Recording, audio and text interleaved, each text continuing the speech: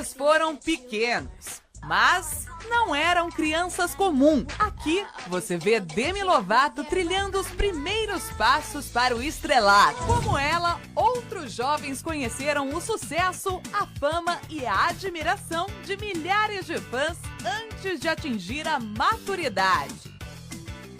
A era da inocência deu lugar a adultos famosos que já estiveram ou estão no foco de muitos conflitos, entre eles os vícios. Como diz a manchete desse artigo, de crianças fofinhas a jovens problemáticos, que se metem em confusões envolvendo drogas, brigas, prisões e até decepção com a fama. No programa Fala Que Eu Te Escuto de hoje, você vai relembrar as celebridades que começaram no meio artístico muito cedo. A partir de agora, você viu aí, logo na abertura, nós vamos falar sobre o sucesso precoce. Até que ponto ficar famoso muito cedo pode ser prejudicial à vida adulta das pessoas? Será que esse sucesso precoce garante ou prejudica o futuro? Nós queremos saber a sua opinião. Você pode, a partir de agora, participar conosco através do nosso telefone. Você também pode, através do Skype, falar com a gente. Também você pode deixar a sua opinião através do nosso WhatsApp. Caso você queira, através das nossas redes sociais, estamos ao vivo lá no Facebook, entre lá e deixe a sua opinião. Será que esse sucesso precoce, ele é o responsável por situações como essa que a gente acabou de ver da Demi Lovato e de outros artistas jovens que a gente tem conhecimento e vamos mostrar para vocês ao longo do programa. E para falar sobre o assunto, nós temos a psicóloga Rose Fukui para enriquecer o nosso debate. Tudo bom, psicóloga? Tudo bom. Prazer em estar aqui com vocês hoje. A gente vendo esse tipo de situação, o sucesso precoce ele traz mais risco do que benefícios ou são casos isolados? Eu acredito que sejam casos isolados, né? E depende muito da base, da estrutura que essas crianças têm por trás, né? Uma estrutura familiar, né, de crenças, de suporte. Eu acho que isso define muito mais o desenrolar, né, de como ela vai lidar com esse sucesso ou não, do que necessariamente se teve ou não teve o sucesso. Então a gente vai falar muito sobre isso, tá? Sim, Seja bem-vinda. Sim, obrigada. Psicóloga Rose Fukui, a partir de que idade essa criança ela começa a entender o que está acontecendo na vida dela? No caso, a fama, como a gente viu aí.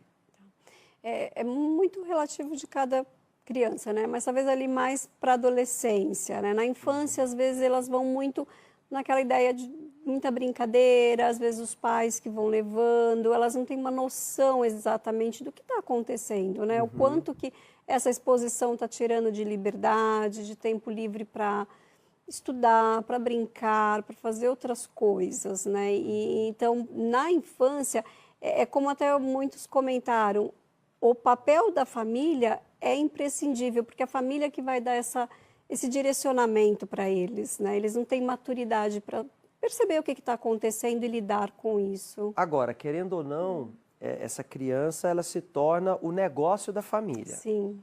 Né? Ela é a fonte de renda da família. Isso. Então ela está numa idade de autoaceitação, a transição e ao mesmo tempo a responsabilidade de não decepcionar. Muitas vezes a família acaba impondo esse peso de responsabilidade e ele não está preparado para suportar?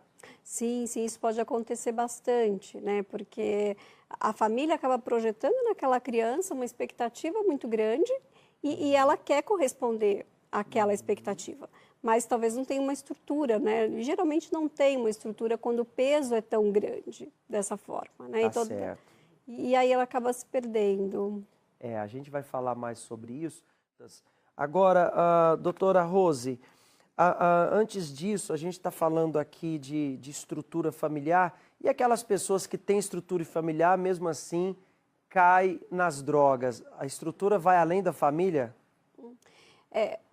A estrutura familiar é a base, né, onde inicia, mas também existem momentos, como na adolescência, por exemplo, que os jovens começam a seguir os grupos, né? Eles se influenciam muito pelos colegas, pelos amigos, o grupo onde eles frequentam. E então, aí mesmo tendo uma estrutura familiar, pode acontecer sim, de se envolver com drogas. Mas tendo uma estrutura familiar, é muito mais fácil de conseguir recuperar esse jovem do que aqueles que não têm. Né? Ou seja, a estrutura familiar ajuda, mas ele tem que fazer boas escolhas também. Também né? tem que fazer boas escolhas. Vamos também falar de artistas brasileiros. Não sei se você lembra, o Sander, ele ficou muito rico, muito famoso na adolescência, mas hoje a realidade dele é bem diferente. Veja só. A história de Sander Meca com a música começou bem cedo. Aos 8 anos de idade, ele já aparecia nos principais programas infantis da televisão brasileira. Era um calouro bem-sucedido. A carreira artística deslanchou na adolescência com o Twister. A banda explodiu logo na estreia, no ano 2000. O estilo jovem dos integrantes lembrava as chamadas boy bands americanas, algo como banda de meninos.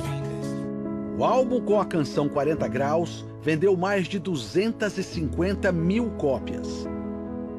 Qual garoto de 17 anos que tem a chance de fazer uma turnê no México, gravar um disco em espanhol, de fazer uma turnê nos Estados Unidos, de abrir um show no Estádio Azteca pro Unisync? Então, foi importantíssimo.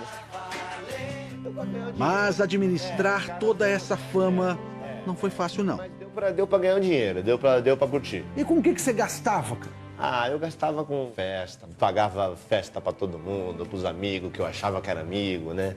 Comprei muito instrumento, ajudei a minha família bastante. Comprava carro que eu batia tudo, porque eu andava louco, batia tudo, tenho uma grande sorte de estar vivo até hoje. A banda durou apenas 3 anos. A prisão de Sander, acusado de tráfico de drogas, marcou o fim do grupo. Desde os 15 anos eu comecei a me envolver com droga, com bebida. Achava que nunca ia estragar minha vida, que ia ser uma brincadeira. E que nada ia acontecer com você. Que nada ia acontecer comigo, nem virar dependente, muito menos ser preso, né? E assim, no Twister eu era o único que era envolvido com isso. Durante 1 ano e 9 meses, Sander ficou em uma cela de 4 metros quadrados com outros presos. Segundo ele, foi uma lição de vida. Eu agradeço muito porque eu podia estar morto, né? E a prisão foi um pesadelo, mas eu aprendi muito. Eu aprendi a dar mais valor para os momentos, pequenos momentos, compreender mais o ser humano. Ele conta que a música o ajudou a sobreviver na prisão. Eu era o menestrel, eu era o palhaço da turma, eu levava o violão, tocava música pra galera. Então a música me salvou. Sander escreveu um diário dentro da cadeia e em 2010 publicou o livro Inferno Amarelo. O título é uma referência às grades amarelas da cela. Desde que deixou a prisão em 2005, o cantor luta contra as drogas. Eu faço psicanálise 3 vezes por semana, 1 vez por semana eu vou no psiquiatra, terapia de grupo, tudo para ficar longe dessa porcaria que só destrói a vida do ser humano. Sander sobrevive dando aulas de violão e com as contribuições dos passageiros do metrô. Segundo ele, a cartola fica cheia de dinheiro, viu? Essa cartola já me surpreendeu muito, já deu mais do que cover artístico, do que eu toquei em barzinho. Sander segue tocando a vida e o violão nas ruas e no metrô da maior cidade do país. Morar no Ermelino, trabalhar na Zé Paulino e viajar de Miguelão. Não é mole, não. A gente viu aí no caso do Sanders, Rose, que ele não teve controle sobre o sucesso. O que é mais difícil lidar, o sucesso ou a frustração? Na verdade, os dois, né? Porque saber lidar com esse sucesso de uma forma equilibrada, que é o mais difícil, principalmente para esses que têm, né, esse sucesso muito rápido, muito precoce, e não tem um equilíbrio de saber que pode ter um momento mais difícil, então ele precisa se preparar, ele precisa ter um planejamento, inclusive financeiro, né, como ele fez de gastar, enfim, tudo que ele ganhava. Então precisa ter esse equilíbrio. E aí lidar com as frustrações que vão surgindo durante a carreira mesmo, ou quando ela começa a declinar, né? Lidar com frustração é uma das grandes dificuldades para a maioria das pessoas em todas as áreas, né? Esses famosos, né, que a gente está conversando aqui, mas também em outras áreas, as crianças no seu desenvolvimento, lidar com essa frustração é uma tarefa super importante que tem que começar a ser desenvolvida desde a infância. Tá certo. Doutora, a gente viu aí vários exemplos, a pressão dentro de casa por ser o melhor, ganhar dinheiro. A gente percebe então que a falta de estrutura muitas vezes não é só a família, mas é a própria pessoa que não sabe lidar, né? Essa pressão dentro de casa, pressão fora.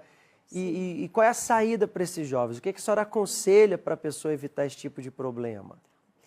Geralmente as crianças, né, os jovens, eles estão em fase de desenvolvimento, inclusive da personalidade, né? Assim, então, como eles lidam com a frustração, como eles lidam com as situações que vão acontecendo, né, no dia a dia. E a gente falou muito aqui da estrutura familiar, o importante é a família estar por trás, a família estar acompanhando. Precisa tratar os pais, então. Isso, e aí, de uma forma, os pais estarem juntos de uma forma positiva, né, e não de uma forma negativa. A gente viu aí o pai do Michael Jackson exercia uma ditadura mesmo sobre os filhos, né? Isso. Então era uma pressão, a presença do pai não era positiva, né, era na verdade até negativa para o desenvolvimento dele como indivíduo mesmo e também como um cantor, né? Então aí foi gerando outros problemas, que é bacana a gente falar também sobre os problemas psiquiátricos, psicopatológicos que estão por trás disso também, né? Como o do Michael, no caso da Demi, que ela tinha uma questão de anorexia, de transtorno bipolar. O pai tinha um envolvimento com drogas, então tinha uns componentes genéticos, né? É importante a gente ver de uma forma global, né? Que uma coisa leva a outra. Buscar ajuda sempre, Buscar ajuda sempre, né? Família, profissional, terapia, o que for necessário para garantir um desenvolvimento psicológico, emocional bacana. Tá certo. Quero agradecer a sua presença, doutora. Obrigada, O programa passa rápido, né? Sim. Já vamos caminhando para os momentos finais, mas muito obrigado, muito sucesso no seu trabalho. Obrigada.